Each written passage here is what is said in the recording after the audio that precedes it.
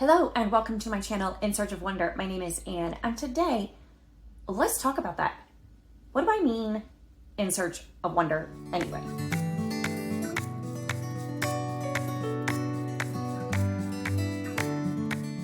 I've been asked more than once on this channel, what do I mean by my channel name, which is In Search of Wonder? And I get that it's a little bit of a vague kind of mystical title, so to speak. So I'm going to spend a few minutes today just explaining exactly what I mean by that and what I'm doing here on this channel.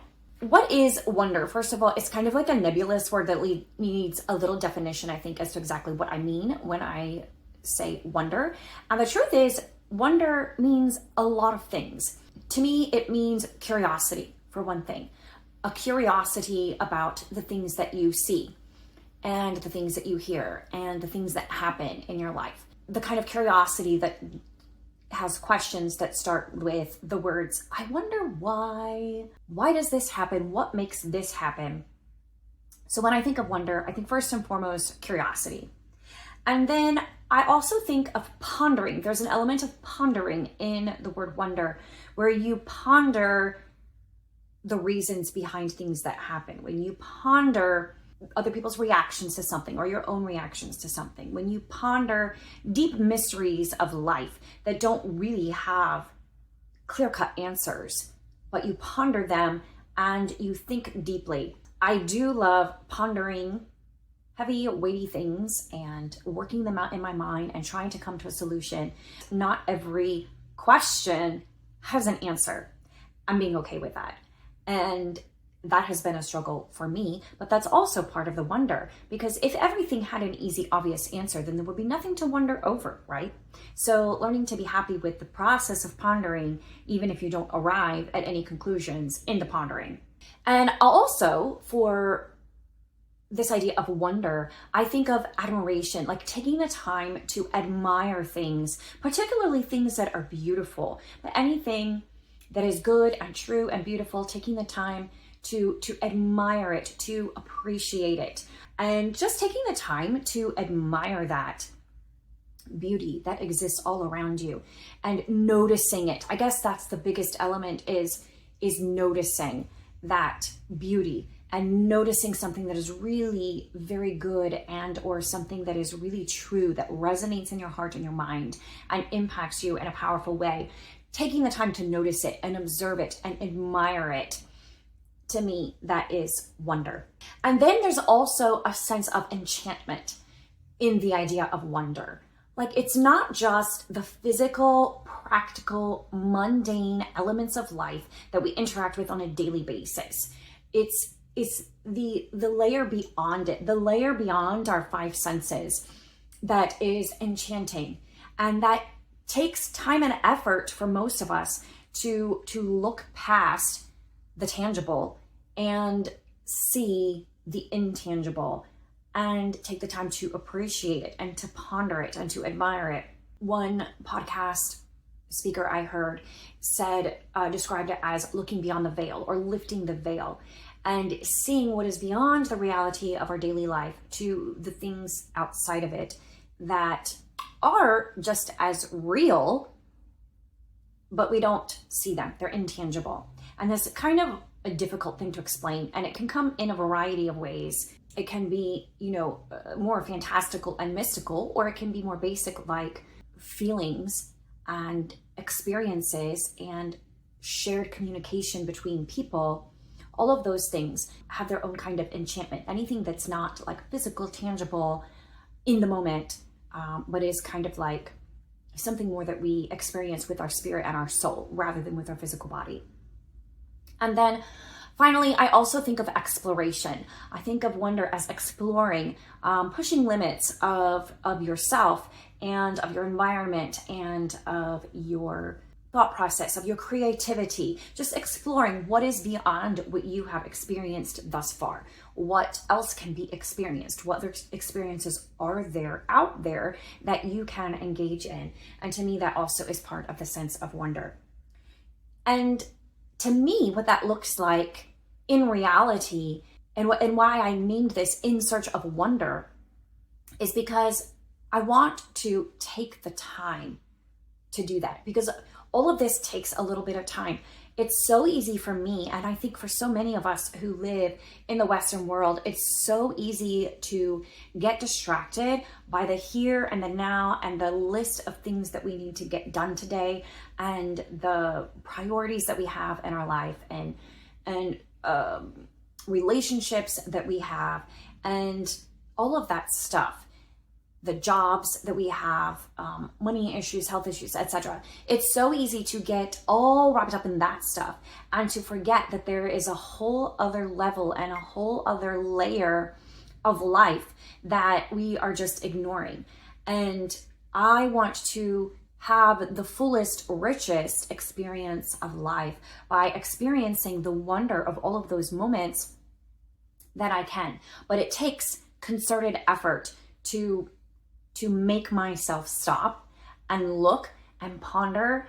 And for me, because I'm not naturally curious necessarily, and it's not really very natural for me to pause and ponder some of these things that aren't visible and right in front of me, I have to make myself stop and do it and just step away from the hurried nature of daily life and take the time to do that. And so I really feel like stories are a powerful way to evoke that sense of wonder. And I think maybe the most powerful way. I think any art helps, any visual art, any music, all of that, all of the art that we see and feel and hear helps to cultivate that sense of wonder or engage the sense of wonder or highlight wonder in our lives. So anytime we engage in artistic appreciation or artistic endeavor, or anytime we engage in something creative, anytime we engage in exploration, I think that helps to build that sense of wonder and to broaden our experience of wonder in our daily life. And so I just want to do more of that. But I think that in particular, stories highlight the sense of wonder. They engage our imagination in a way that many other arts just don't quite get there, because I feel like words can be a lot more specific with ideas and with thoughts than music and visual arts can be. And I think that a really good storyteller, a really good book will just cultivate and engage and enrich that sense of wonder and unlock your ability to have wonder in your daily life. And I think that's one reason why reading is so powerful and why I spent so much time when my children were very small reading to them, encouraging them to read, and why I still encourage them to read, because I think it's really just so beneficial to the human soul. The power of a story, listening to stories, reading stories, engaging in stories in any way that you can has such a power to bring out that sense of wonder. So that's why I focus primarily on books here on my BookTube channel and in my life. Not only do I love reading, but it is an active engagement in the search for wonder. That's also why I love to share my travels with you. I love to travel. I love to see new things. I love to explore new places. And I love the simple pleasure of sipping a really good cup of coffee or sitting on my deck and enjoying the glorious sunshine and the flowers that manage to survive my hair, and just to relax in God's creation and to experience nature. I love to go on hikes. All of these things I love to do, and I share them also with you on occasion because it's all part of engaging in the sense of wonder that I am endeavoring to do in my daily life and also encouraging you to do via this channel. I think that there are some fantastic benefits of taking the time to really engage in wonder actively and purposefully. I think it brings joy. I think it's hard not to be joyful when I'm sitting on the deck in the morning before it gets super hot and the sun is shining and I hear the birds and I hear the cicadas and I even hearing the traffic on the road nearby and seeing the flowers, seeing the trees, feeling the breeze. It's very difficult not to be joyful So I think that cultivating that sense of wonder cultivates more joy in your life and makes you overall a more joyful person. I think it also brings a sense of humility, because when you begin to wonder and ponder things and admire beauty and great things, you see your own place in all of it. And it's humbling, but in a beautiful way, because you see that there is something better and bigger and truer than you out there. And it brings an appropriate sense of humility and thereby worship. As a believer, as a Christian, taking the time to wonder often leads me to a moment of worship and of gratefulness and of thanks, and pausing to appreciate the goodness of our God, or the strength of our God, or the power of our God, or the love of our God. And taking the time to wonder very often leads to a sense of worship as well.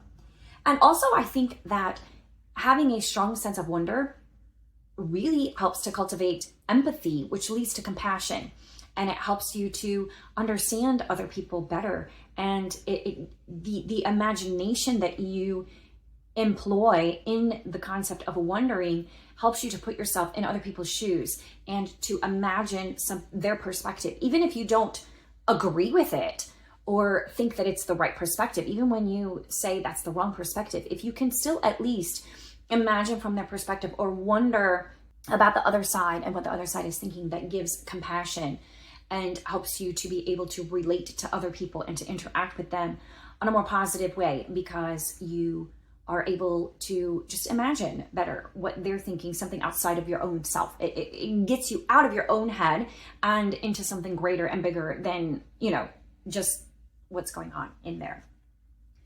And of course, this being a booktube channel, I can't close this video without a few book recommendations. These are the books that really kind of got me started on this journey of being really intentional about engaging in wonder and looking for wonder and looking for things that make me wonder and cultivating that kind of mindset of wonder. So I want to share those books with you. The first one will not surprise you because it is totally related to Jane Austen. This is Jane Austen Education: How 6 Novels Taught Me About Love, Friendship, and the Things That Really Matter by William Deresiewicz. And this was a young man who, in his college courses on English literature, I believe he had a professor who loved Jane Austen.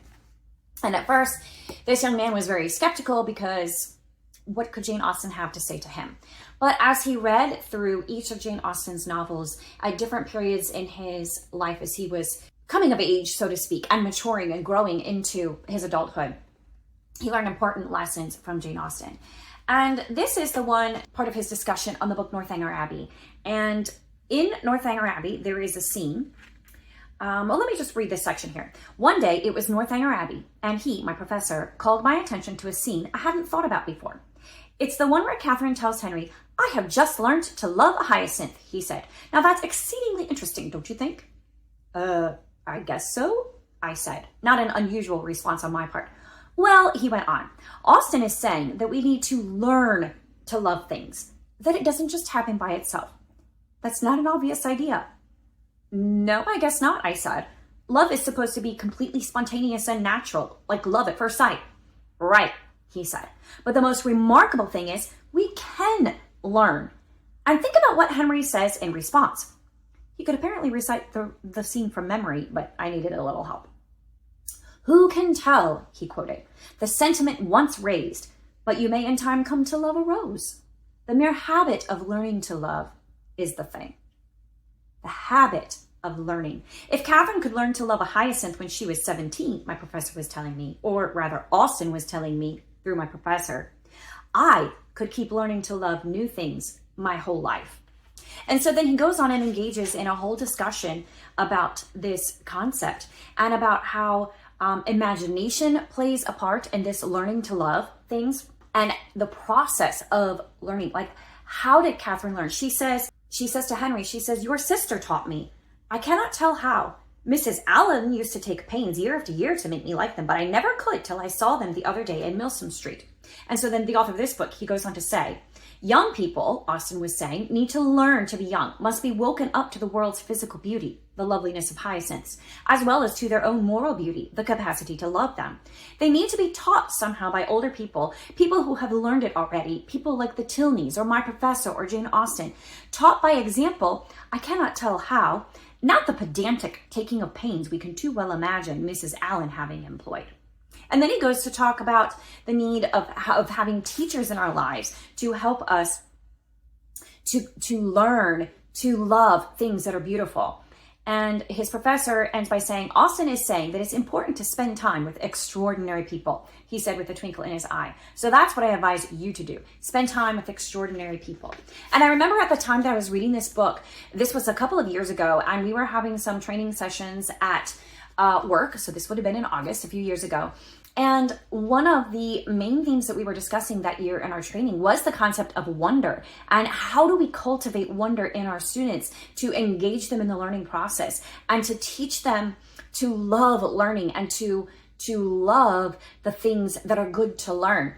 And this, I remember speaking about what I had learned from this book about that whole concept, and generated a whole discussion about how we go about helping our students to learn to love things that are good and true and beautiful. So that's one that was part of that journey for me. And along the same time, actually earlier than that, when I was a teenager, I read Christy for the first time by Catherine Marshall and loved it. For a while, I read it every year at Christmas time. I have always loved the character of Fairlight Spencer, who becomes Christy's closest friend there in Cutter Gap. And here she is talking about what she learned from Fairlight Spencer. For example, she taught me something important about the use of time and how to enjoy life. With a husband and 5 children to cook, clean, wash, even make clothes for, and with no modern conveniences at all, not even piped-in water, Fairlight might have felt burdened and sorry for herself, but she did not. Often she found time to pause in her dishwashing, to let her eyes and her spirit drink in the beauty of a sunset. She would interrupt her work to call the children and revel with them in the grandeur of thunderheads piling up over the mountain peaks, heat, lightning flashing behind the clouds like fireworks. It lifts the heart, she would say, and that was explanation enough for any interruption. And it goes on to talk about all of the moments that Fairlight enjoyed with Christy and the time that she took to show her small things, pointing out small things of beauty and nature, and how she taught Christy how to take the time to stop in the busyness of life and just enjoy the beauty of nature around her. I remember it talking about how Fairlight Spencer, in her small little cabin where her whole family was crammed, and where the walls were papered with newspaper, and they scratched out a bare existence. But she had a little hole, a little window in I believe it was in the roof of her house, where she could see the stars. And every night she would just gaze at the stars. And then she replicated that beauty in a quilt that she was making, which was very unusual in her culture, to take that and make a piece of art with it, and how she created beauty in her house by using things that she found out in her walks in nature, beautiful rocks, beautiful twigs and branches and flowers. And she would come and she would make these beautiful arrangements in her little cabin.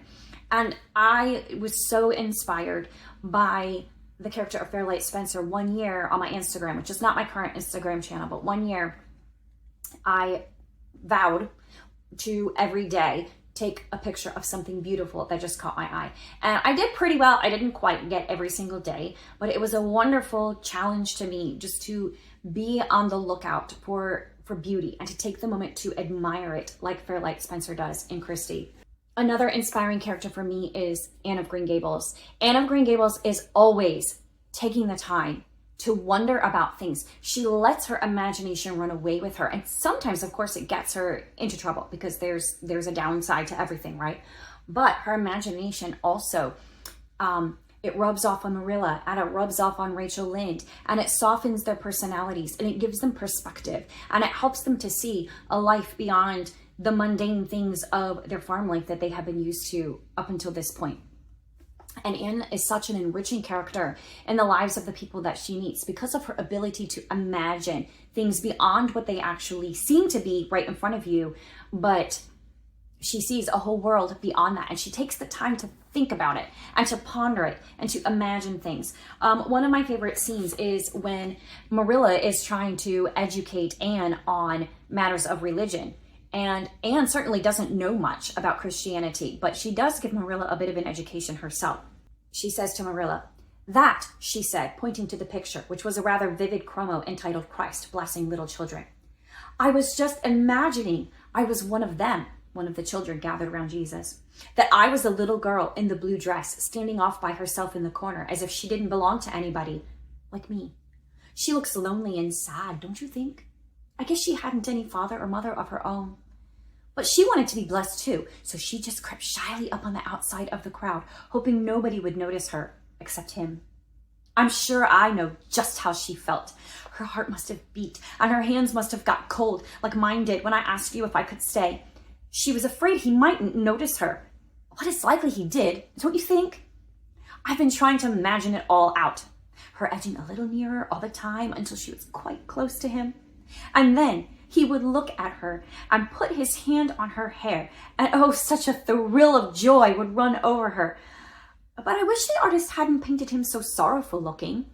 All his pictures are like that, if you've noticed. But I don't believe he could really have looked so sad, or the children would have been afraid of him. And I love how her imagination just places her in that scene and enables her to feel the love of Jesus that he had for those children, and for children who are unloved and unwanted like Anne was. And she is able to, because of her imagination and her sense of wonder, she's able to really understand the love that Jesus was showing to the children in that picture, and that he extends to everyone as well. And that's just one small scene. This book in particular, but Anne's whole life, she's just always filled with that sense of wonder, and it helps her to get through hard times and difficult times. It helps her to overcome difficult relationships. There's that empathy and compassion that comes in, and she is such an example of a person living out a life of wonder, the blessings that it brings to her and to the people around her. And then finally, Amanda Dykes is one of my favorite authors who really emphasizes this sense of wonder in her writing, in her storyline, in her characters, in everything. One book, which I don't have a copy of, that in particular she excels at is Set the Stars Alight. And in that character, there's a father, and he is always telling stories. And his family doesn't realize at the time that he's telling those stories, but he is engaging their sense of wonder in those stories. He is imparting deep and beautiful truths to them that last their whole lives, that even when he is long gone, they remember the stories that he told. And the stories that he told are guiding them and giving them insight and helping them in the struggles that they face in their life. And I just really loved how she highlighted the power of story and the power of imagination in that book. But all of her books have a certain element of that. This is her most recent one, Born of Gilded Mountains. And I just have a couple of scenes I want to read that kind of illustrate what I mean about how she helps cultivate this sense of wonder throughout her story. Here's one where the main character, Mercy, is sitting with someone else who wants to show her something beautiful that she takes the time every evening to watch. And her friend says, I'm not perfect and we're not strangers. Now, ready for the burst? She pointed toward a dip in the ridge. There's a place just there, where, when the sun sinks just into that crevice, the ridge cuts the light loose and it pours out like you wouldn't believe. A crack opened in the mountain wall some years ago after an avalanche, she said, somber. None of us were ever the same after that avalanche. When the mountain cracked open, it seemed like our hearts did too, even wider.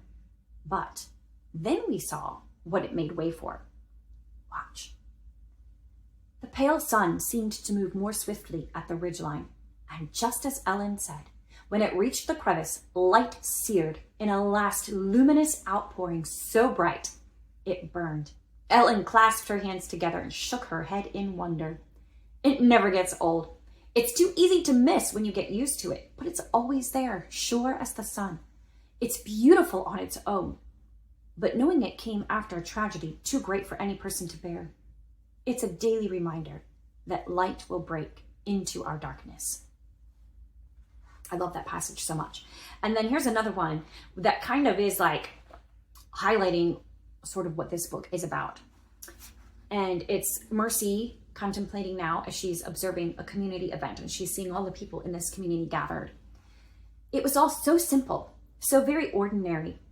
And yet that was what struck Mercy most, that their ordinariness belonged to one another here, that the belonging was so very ordinary, filling their days to the brim until it seemed to climb up like a tide, climb the slopes of these mountains and spill over into the sunset, which at present ridged the horizon with searing brightness.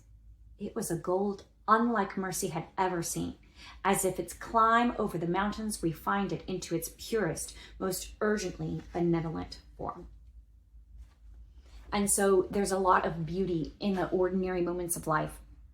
There's even beauty in the tragedy of our life, which is so easy to overlook that we have to take the time and to make our eyes see it. And that is what I try to do here on my channel, In Search of Wonder, and in my life, is to take the time to really observe the beauty of a story, the beauty of a flower, the beauty of a place I've never been to before, the beauty of an everyday moment. That is my search for wonder.